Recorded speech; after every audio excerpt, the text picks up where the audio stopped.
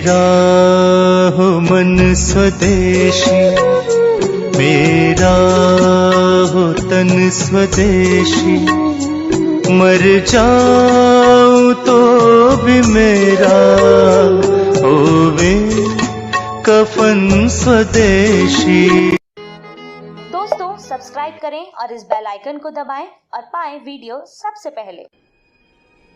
मैं भारत को भारतीयता की मान्यता के आधार पर फिर से खड़ा करना चाहता हूं, उस काम में लगा। गणित के बारे में दो तीन रोचक तथ्य मैं आपको कहना चाहता हूं। गणित में जो त्रिकोणमिति होती है ना, आपने तो पढ़ा होगा बचपन में, हम लोग अंग्रेजी में उसको ट्रिग्नोमेट्री कहते हैं। ये जो त्रिकोणमिति है, ये जो ट्रिग्नोमेट्री है, ये महर्षि आर्यभट्ट की खोज है। उन्होंने सबसे पहले त्रिकोणमिति दिया है पूरी दुनिया को जानने, समझने और सीखने के लिए। और आप जानते हैं, इसी त्रिकोणमिति को आधार बनाकर दुनिया में सारा निर्माण कार्य चलता है।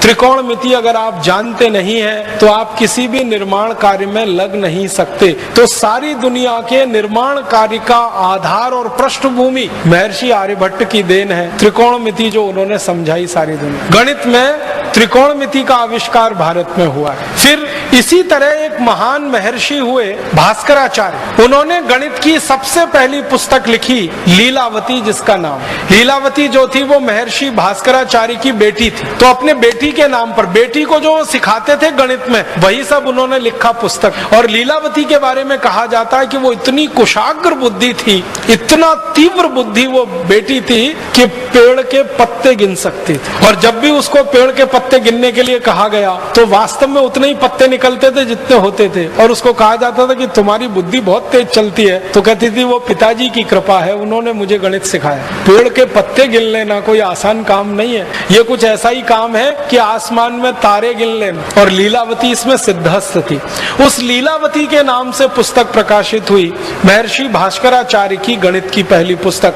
और सारी दुनिया ने उस पुस्तक को आधार बनाकर अपने यहाँ गणित का कोर्स बनाया है, सिलेबस बनाया। आपको हैरानी होगी जानकर, दुनिया के बहुत सारे देशों ने अपने गणित का सिलेबस लीलावती के आधार पर बनाया। ऐसे एक महान हमारे देश में गणितज्ञ हुए, उनका नाम था महर्षि ब्रह्मगुप्त। इन्होंने सारी दुनिया को सबसे पहले सिखाया जोड़ना, घटाना, गुणा करना और भाग करना। ये अंक गणित का जो 4 हिस्सा है, जोड़, घटाना, भाग और गुणा, ये सबसे पहले महर्षि ब्रह्मगुप्त ने पूरी दुनिया को सिखाया। और इसके लिए उन्होंने शास्त्र निर्माण किया। और महर्षि ब्रह्मगुप्त के ही नाम ये खोज है कि वर्ग करना और वर्गमूल करना, घन करना, घनमूल करना, ये भी उन्होंने सबसे पहले सूत्र दिया दुनिया को सीखने की। और जो बीज गणित हम पढ़ते हैं, जिसको हम आजकल एलजबरा कहने लगे हैं, ये एलजबरा पूरा का पूरा महर्षि ब्रह्मगुप्त की देन है। हमारा आज का एलजबरा और उसका सिलेबस महर्षि ब्रह्मगुप्त के लिखे हुए पुस्तकों पर आधारित है सारा।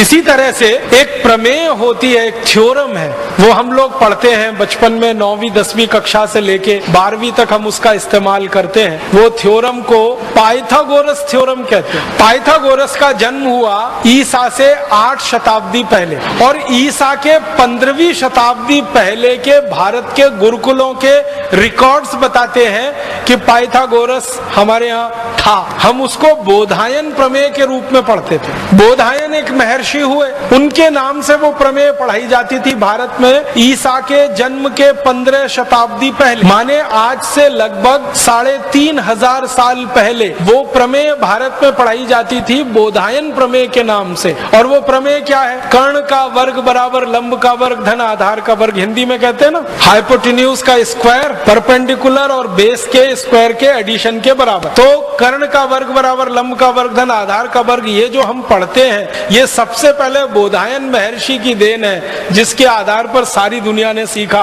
पाइथागोरस ने बेईमानी करके और चालाकी करके इसको अपने नाम से प्रकाशित करवा दिया, और वो आज तक सारी दुनिया इसी भ्रम में जी रही। इसी तरह से मैथमेटिक्स में, मॉडर्न मैथमेटिक्स में एक थ्योरम इस्तेमाल होती है, बाइनोमियल थ्योरम। अगर थोड़ा गणित आपने उच्च स्तर का पढ़ा होगा तो आपको तुरंत ये नाम ध्यान में आएगा। बाइनोमियल थ्योरम जो द्विपद प्रमेय है, वो सारी दुनिया को सबसे पहले भारत ने दी, और ये बाइनोमियल थ्योरम भी महर्षि आर्यभट्ट की देन है सारी दुनिया में। और इसी तरह से हमारे भारत में एक विषय चलता है गणित में, जिसको मॉडर्न मैथमेटिक्स के नाम से आजकल कहने लगे हैं, कैलकुलस। और उसके दो हिस्से हैं, इंटीग्रल कैलकुलस, डिफरेंशियल कैलकुलस।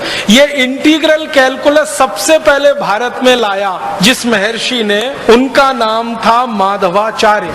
और डिफरेंशियल कैलकुलस पूरी दुनिया को सिखाया जिन महर्षि ने, उनका नाम था भास्कराचार्य। डिफरेंशियल कैलकुलस का आज का पूरा सिलेबस भास्कराचार्य जी की पुस्तक को सामने रख लो तो समझ में आ जाए। और माधवाचार्य जी की जो गणित की पुस्तक है उसको पढ़कर डिफरेंशियल वो इंटीग्रल कैलकुलस पढ़ो, बिल्कुल साफ समझ में आ जाए। और गणित में सबसे ज्यादा शोध दुनिया में हुआ है तो वो भारत के बाद दूसरे नंबर पर सबसे बड़े गणितज्ञ माने जाते हैं दुनिया में, वो फ्रेंच लोग हैं। फ्रांसीसी लोग इस बात को स्वीकार करते हैं कि गणित अगर हमने सीखा है और दुनिया ने सीखा है तो वो भारत से सीखा है। और गणित की जो मूल बात है 0, 1, 2, 3, 4, 5, 6, 7, 8, 9, जिसको हम नंबर सिस्टम कहते हैं, ये सारी दुनिया को भारत की देन। और आपने मेरे व्याख्यान के पहले वो जो गीत सुना, जब 0 दिया मेरे भारत ने, वो सच है। सारी दुनिया को 0, फिर 1, फिर 2, फिर 9 तक की गिनती हमने सिखाई। और जो गिनती सिखाएगा वही गणित बनाएगा। गणित तो उसी को आएगा जिसको गिनती आएगी। जिन्होंने गिनती गिनी है और जिन्होंने गिनती पढ़ी है वही गणित बना सकते हैं और गणित सिखा सकते हैं। तो भारत ने सारी दुनिया को गिनती दी है, गणित दिया है, गणित के सूत्र दिए हैं। और कुछ गणित के सूत्रों के बारे में तो आप सब जानते हैं। वैदिक गणित का नाम आपने सुना है, वैदिक गणित के सूत्र 17 सूत्र हैं। इन सूत्रों को जो सीख लेगा वो गणित का इतना बड़ा पंडित हो जाएगा कि कैलकुलेटर से ज्यादा तेज कैलकुलेशन वो कर पाए। कुछ भारतवासी सारी दुनिया में अपना चमत्कार दिखाते रहते हैं गणित का।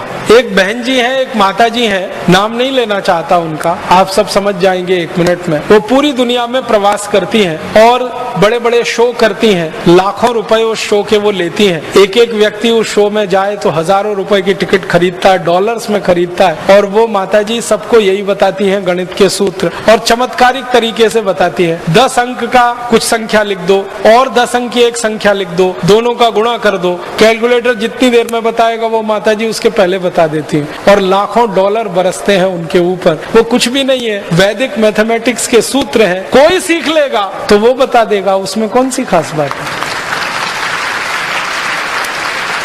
और उनके बारे में अखबारों में बड़ा बड़ा विज्ञापन आता है, जिनका दिमाग कंप्यूटर से ज्यादा तेज चलता है, जिनके गणित की गणनाएं कंप्यूटर से ज्यादा तेज है, ऐसी माता जी का व्याख्यान सुनने आइए या दर्शन करने आइए। मैं सोचता हूँ कि ऐसी तो सभी माताएं हो सकती है, सभी बहनें हो सकती है, सभी भाई हो सकते हैं। बस वैदिक गणित के वो 17 सूत्र सीखने की देर है। और वो सूत्र अगर आपको सीखने हो तो पुस्तकें उसकी बाजार में उपलब्ध हैं। मेरी आपको एक विनम्र प्रार्थना है, वो ये कि आपके घर में छोटे छोटे बच्चे हैं, उनको वो सूत्र जरूर सिखा दीजिए। गणित उनको रोचक हो जाएगा। हमारे देश के बच्चों को गणित में ही सबसे ज्यादा बोरियत आती है, क्योंकि आज जो हम गणित सीखते और सिखाते हैं वो अंग्रेजों के तरीके से सीखते हैं और अंग्रेजों के तरीके से सिखाते हैं। उसमें रस बिल्कुल नहीं है। लेकिन ये जो वैदिक गणित लिखा गया है, इसको सीखने में इतना रस है कि आप 90 साल के भी हो जाएं तो भी आप वैसे ही सीखेंगे जैसे 15-17 साल के बच्चे सीखते। हमारे भारत में शिक्षा के बारे में जो सबसे गहरी बात है कि शिक्षा को रसपूर्ण बना के सिखाना, हंसते हंसते सिखा देना, खेलते खेलते सिखा देना, गाना गाते गाते सिखा देना, गीत गाते गाते सिखा देना, दुनिया में कहीं नहीं है। तो वैदिक गणित के सूत्रों को आप सीखें, बहुत अच्छा हो। नहीं तो अपने बच्चों को जरूर सिखाएं। पुस्तकें बाजार में उपलब्ध हैं, उनसे आप आसानी से कर सकते हैं। और मेरा तो कहना है कि आप सीखकर दूसरों को सिखाने का अभियान चला सकते हैं। कम से कम ये जो तिलिस्म बना हुआ है 2-3 लोगों के नाम पर कि वो गणना करते हैं कंप्यूटर से ज्यादा तेज, वो भाई हो या बहन कंप्यूटर से तेज गणना कर सकता है अगर वैदिक गणित के ये सूत्र सीखे। सारे देशभक्त हमारे वीडियो को लाइक, शेयर और हमारे चैनल को सब्सक्राइब करें। जय हिंद।